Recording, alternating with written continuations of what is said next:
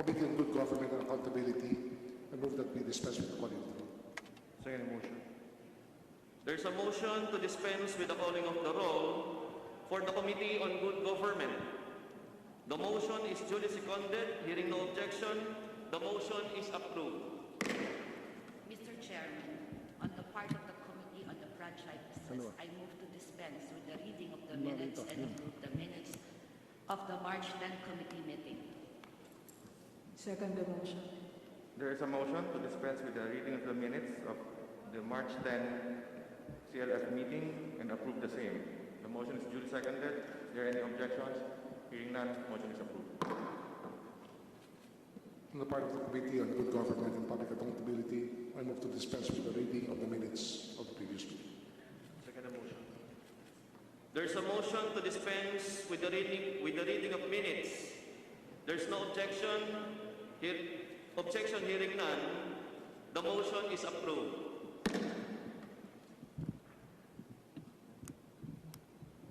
The chair would like to recognize, to ask the committee secretary to please acknowledge the members present and also our guests.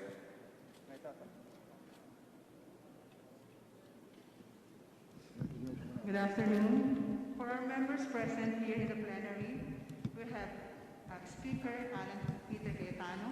We have Majority Leader Ferdinand Martin Romualdez, the Chairman of both committees, Franz Alvarez and Mr. Antonio Cuellar C. Alvarado.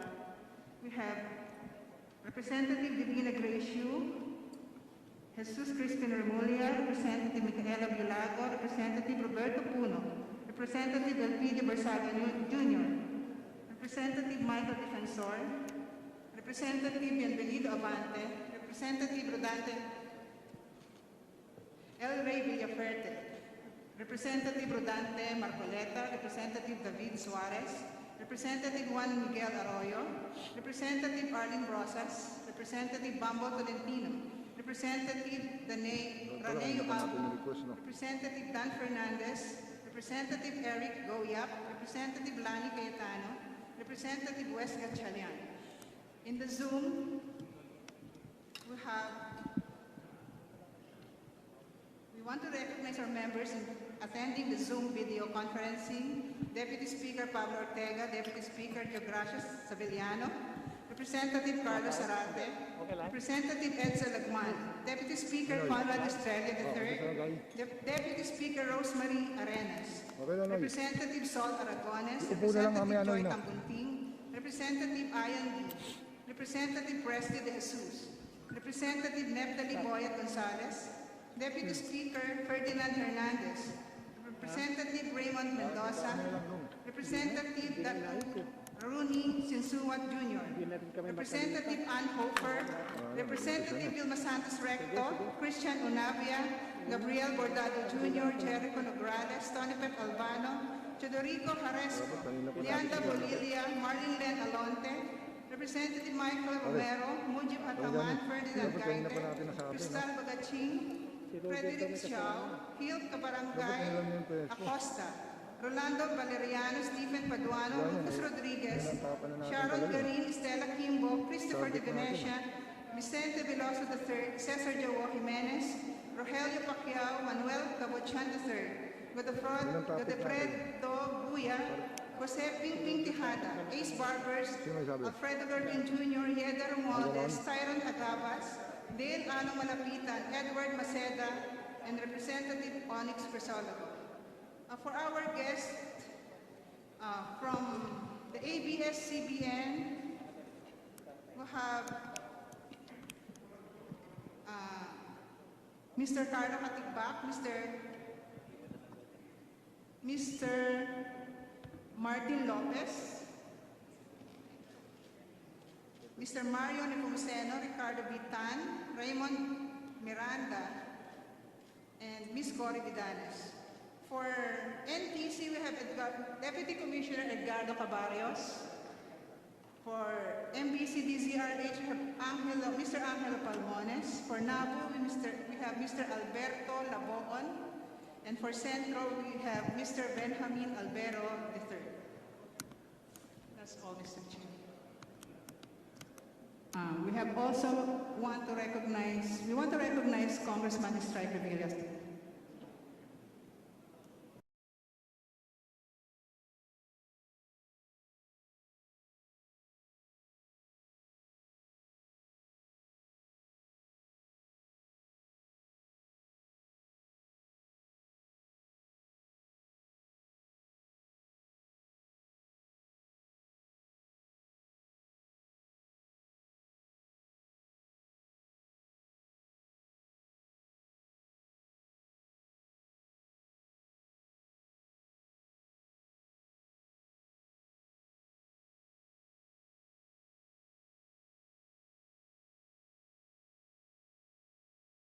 pages of our Speaker and the House of Representatives.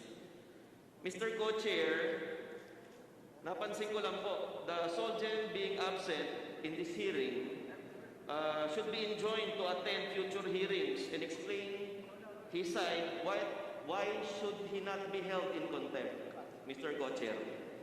That is correct, Mr. Co-Chair.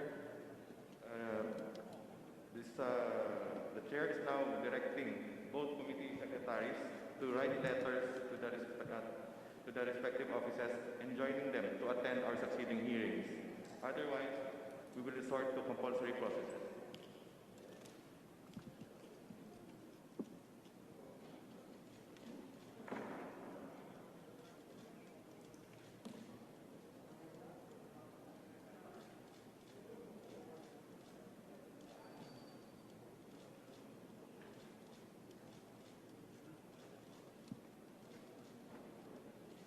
We now move on to the opening remarks.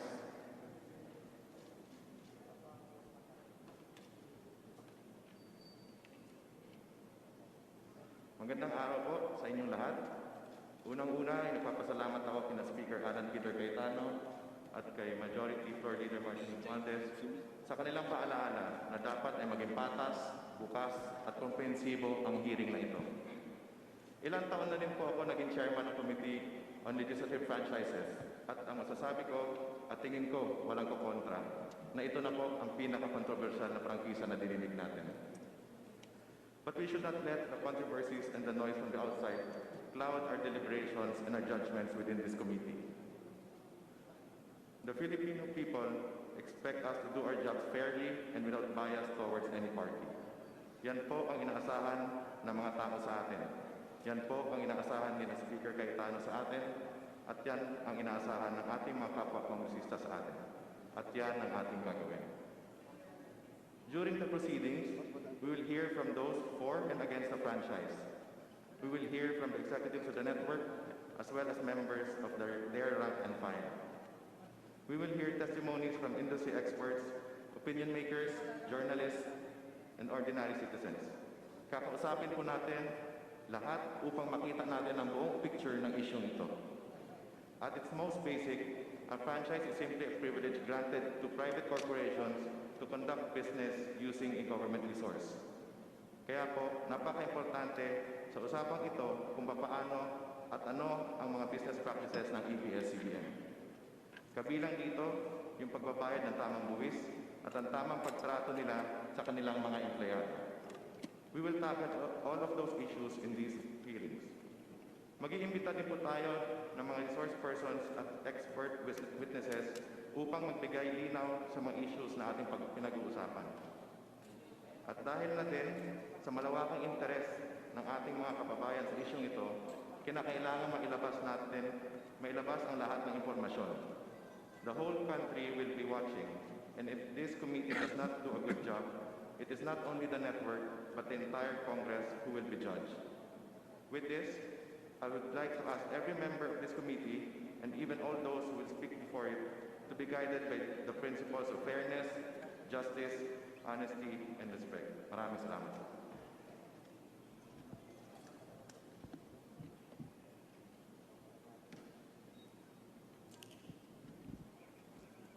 Mga kasama, legislative power is vested in Congress.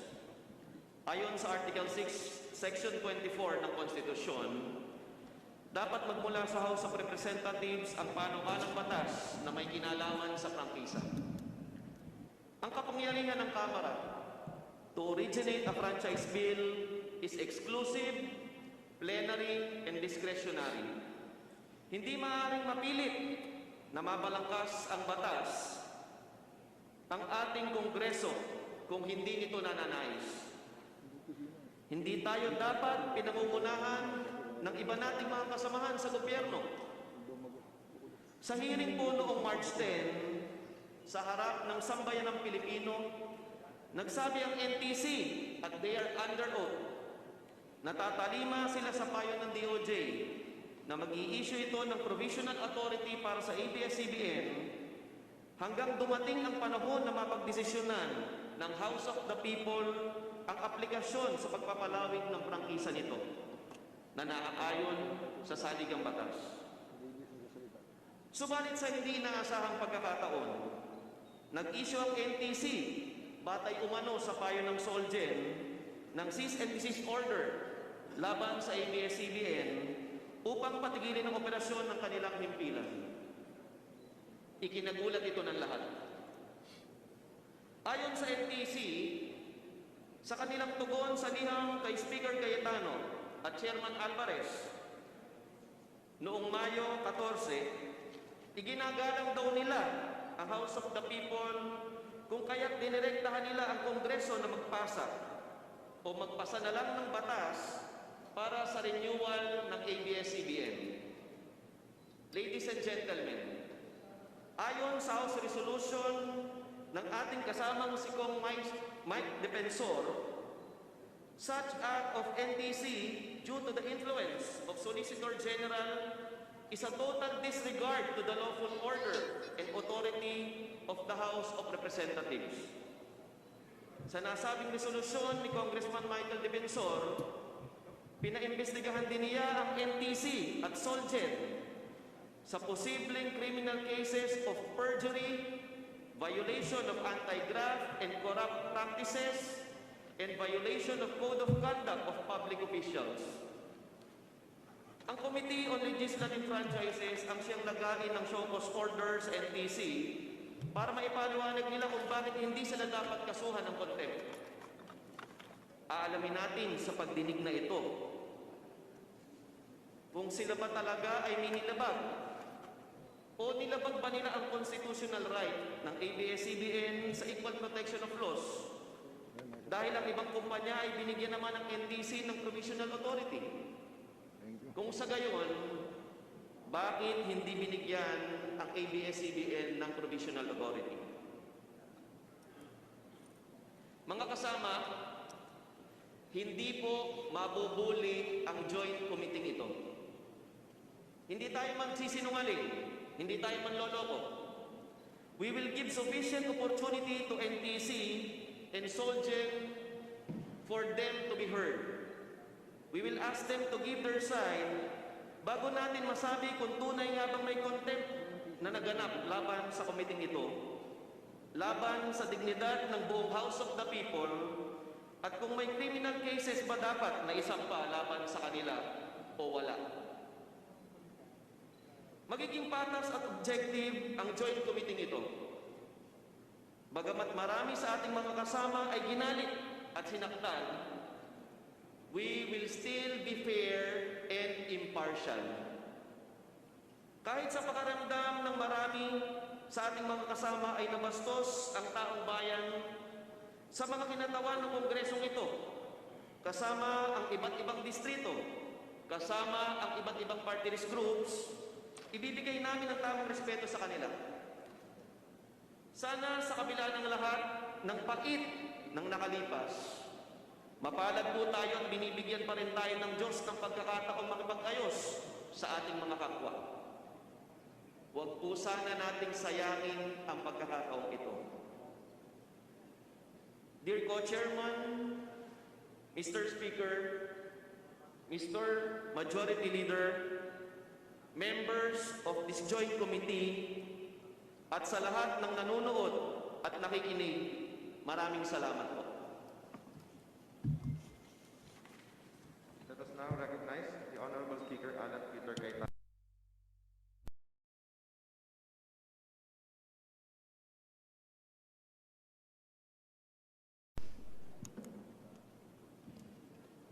Lesson from 1 Corinthians 12, verses 14 to 20.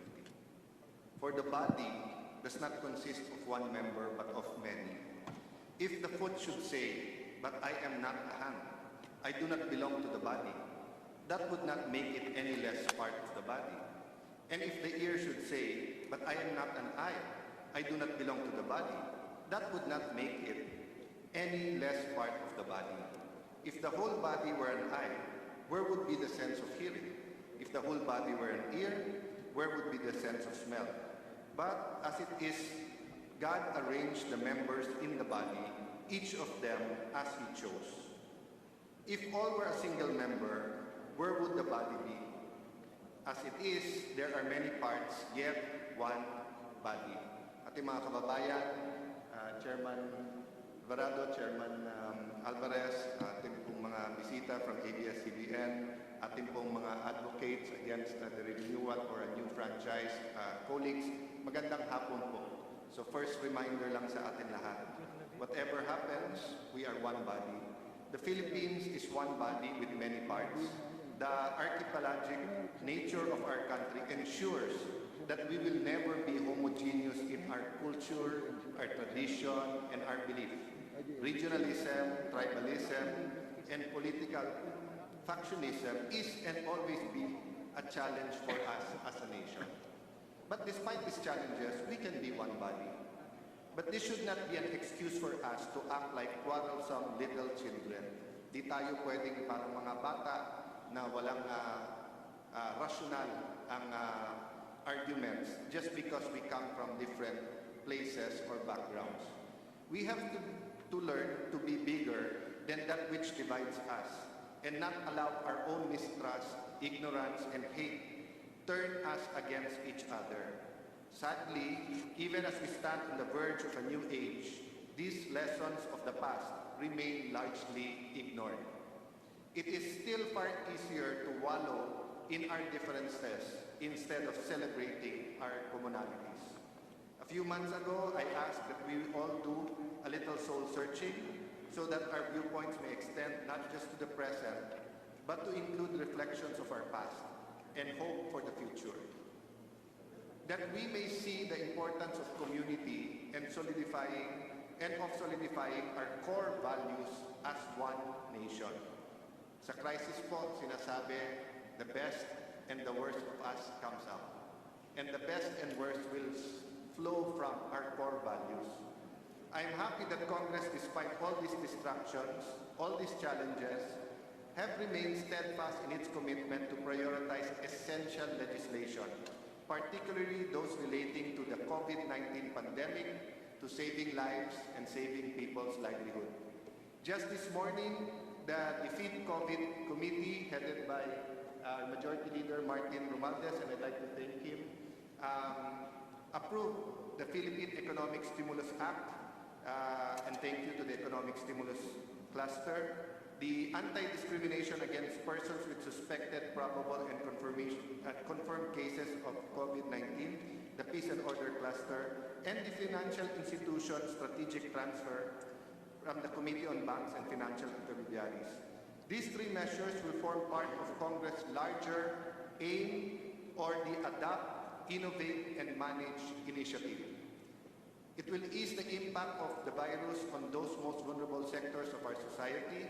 The Bayanihan We Heal as One Act, despite some delays and mistakes in its implementation, is good law.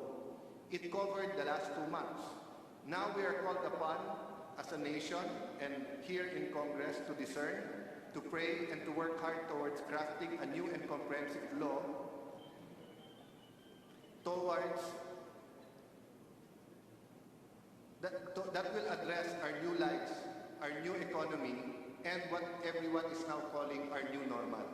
This is an example of one part of the body taking care of the others that are hurting or in need of care. As representatives of the people, we have a duty to listen to what they say.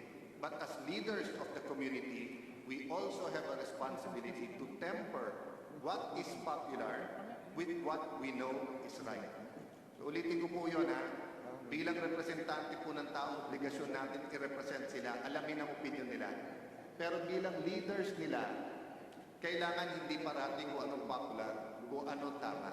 So paano po natin mapagdidikit yung dalawa? Mapagdidikit po natin yung dalawa kung fair at transparent ang hearing.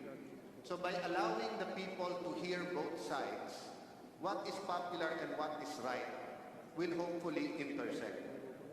This is why we are aiming for a better normal and not just back to what we were before. This is why we want to pass laws that will future-proof our educational system, and protect and strengthen businesses and livelihoods. This is why Congress is pushing against the popular tide of the ABS-CBN issue to be heard right away at the start of the year, or the end of last year, while we continue to lay the foundation for our collective better futures. Many of our countrymen are looking for direction in this world of the new normal. In a blink of an eye, much has changed. Dati ang ginagamit na word game changer. Ano nangyari sa atin? Life changer. Talagang buong buhay po natin ang iba. Entire industries have practically vanished or are in danger of being wiped out. Even our educational system has to be redrawn. Sectors that have been the backbone of our economy, OFWs, tourism, transportation, food, logistics, hospitality, wellness, and even entertainment, they are all working within their own communities to try to cope, even try to just survive. Pati ang mga event organizers na binubuo ng National Live Events Coalition, those independent entrepreneurs who put up concerts, conventions, who coordinates weddings and birthday parties, are hard hit.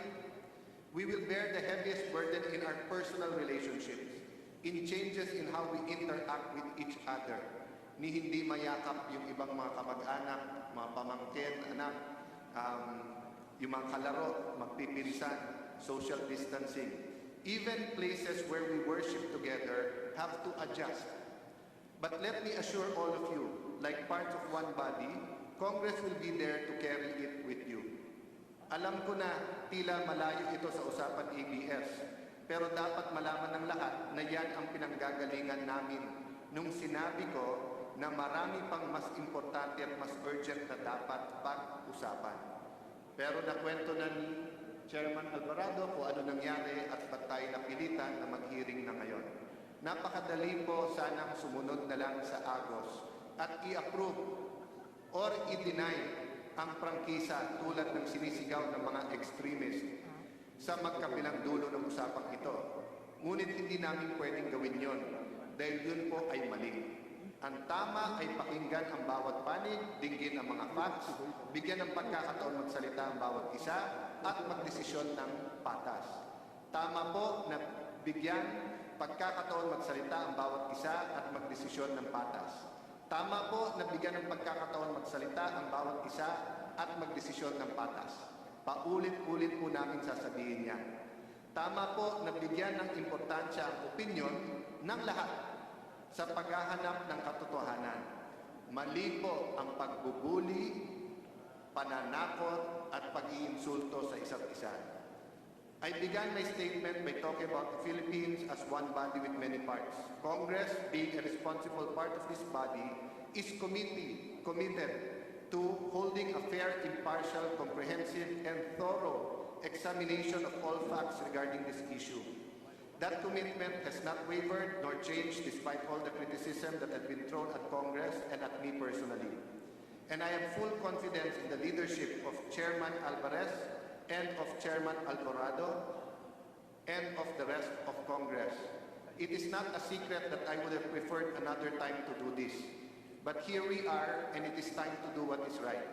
It is right to put an end to this issue, but it is wrong to use the issue to create more divisiveness. After all, the vitriol and the hate we have seen from this one issue, is it good that franchises are given every 25 years? Yes. We cannot survive this kind of partisanship if we have to do this every year. But let me echo Luke 6, verses 27 to 28, and say, love your enemies, do good to those who hate you, bless those who curse you, pray for those who mistreat you. Huwag po nating hayaan ang galit at puot ang mangibabaw sa usapan ito. Hindi po yan ang ugaling Pilipino. Hindi po yan ang tamang gawain ng mabuting mamayan. Magdebate po tayo, ipaglaban natin ang ating prinsipyo at paninindigan, pero magmahalan din po tayo bilang Pilipino.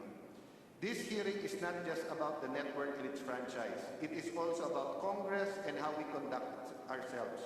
And this I will promise. We will listen to the facts as they are presented and weigh the opinions as they are given. But we will not be bullied, we will not be threatened, we will not be ignored nor manipulated by anyone from doing our duty from doing what is right. I therefore enjoin all advocates from both sides, those pushing for the 25-year franchise, and those who are against, whether you are here present today, you are in the Zoom meetings, or you have not attended this hearing, pumunta po kayo dito sa hearings, sabihin yung inyong opinion, present nyo po ang facts. And I also enjoin leaders as one body to decide not just for this generation, for our generation, but let us decide for the next generation of Filipinos. Let us hear all sides with an open mind. Gawin natin ang alam natin na tama. History will look back at the 18th Congress and say, they stood for what is right. Thank you, Chairman, and our full support sa inyong paghihiring sa mga susunod na linggo. Thank you, Mr. Speaker. Now let us recognize the Honorable Majority Leader Ferdinand Martin Romualdez for his address. Honorable Speaker Alan Peter Compañero S. Cayetano, Legislative Franchises Committee Chairperson Franz Chicoy E. Alvarez, and Good Government and Public Accountability Committee Chairperson Kuya Jose Antonio R.C. Alvarado, esteemed members of the committee, honorable members of this august chamber, guests, ladies and gentlemen, a pleasant afternoon to everyone.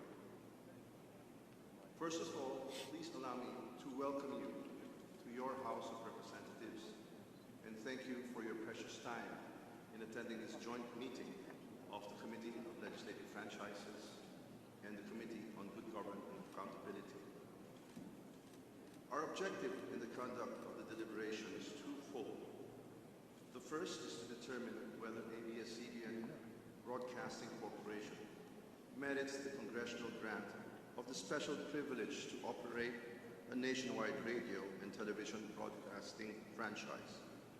And second, to ferret out the truth on certain alleged anomalies and violations committed by ABS-CBN. Our Honorable Speaker has reiterated during our previous plenary sessions and in his opening statement that the conduct of the hearings on the issues hurled against the ABS-CBN franchise will be fair, impartial, and thorough. Rest assured that as your majority floor leader, I fully subscribe to this guiding dictum. However, please allow me to supplement an overarching precept. The primary duty of the members of the House of Representatives is to legislate. Our own House rules specifically provides that members shall, among others, prepare, introduce, and work on the passage of legislative measures to effectively address social, political, and economic needs and concerns. I would like to underscore that during the course of the deliberations and inquiries in aid of legislation before this honorable joint committee, we will not be distracted and we will not lose track on shepherding priority legislations that will answer and cater to the needs of the welfare of the people, especially in these challenging times and during this pandemic. We must work doubly hard not only to arrive at the decision on whether to grant the franchise application of ABS-CBN, but perhaps even more importantly, to craft and put into fruition the passage of the priority measures relative to the fight against the pandemic and the eventual defeat of COVID-19. In fact, this morning, before attending this joint meeting, I presided over 3 committee hearings, deliberating on proposed measures that will ensure our victory over the COVID-19 crisis. And to it, my first formal meeting was at 9:30 a.m., where the Social Amelioration Cluster of the Defeat COVID-19 Ad Hoc Committee tackled the measure of establishing the COVID-19 Employment and Reduction Economic Stimulus, or otherwise known as the CURES Bill, that Deputy Speaker L.A. Villafuerte so effectively guided this morning. And this is for the institution of the mechanism for the implementation thereof. My second meeting was at 10:30 a.m., where the Defeat COVID-19 Ad Hoc Mother Committee adopted the recommendations and approved priority measures of the Financial Institution Strategic Transfer, or the FIST Bill, the Philippine Economic Stimulus Act, the PESA bill, and the anti-discrimination against persons with suspected, probable, and confirmed cases of COVID. And our third meeting was held at 11:30 a.m., where this representation as the chair of the Rules Committee met with the other members of the said committee to include in the calendar of business for our plenary this afternoon several significant measures. Thus, it is only on this premise and context that I support the continuous hearings of the Committee on Legislative Franchises on the franchise application of ABS-CBN. In fact, this afternoon, I will move in the plenary session prior to its adjournment sine die to authorize not only this committee, but all the committees to conduct its hearings and deliberations on noteworthy and meaningful proposed legislations, even while on recess. Thank you, and I wish you all a pleasant and productive day ahead. Thank you, Majority Leader Martin Romualdez. Before we move on to the rules of procedure, the Chair would like to recognize other members present via Zoom. Congressman Nieto, Congresswoman Rosas, he's also present here. Congresswoman Villar, Congresswoman Sheena Tan, Congressman Eduardo Gullias, Congressman Datol, Congresswoman Abweg Saldivar, Deputy Speaker Don Gonzales, Congressman Ino D, Congressman Benitez, Congressman Balindong, Deputy Speaker Mikey Romero, Congressman Eric Martinez, Congresswoman Castello, Congressman Ferrer, Congresswoman Colliantes, Congressman Enrico Pineda, Congresswoman Bautista, Congressman Vargas, Congresswoman Angelina Tan, Congresswoman Fariñas, and Congresswoman Kimbo. Likewise, we also have via Zoom NTC Commissioner Cordova. May we now request our esteemed member, Alfredo Garbin Jr., of Ako Bicol Party List, to explain the rules of procedure to be observed in our hearings. Magandang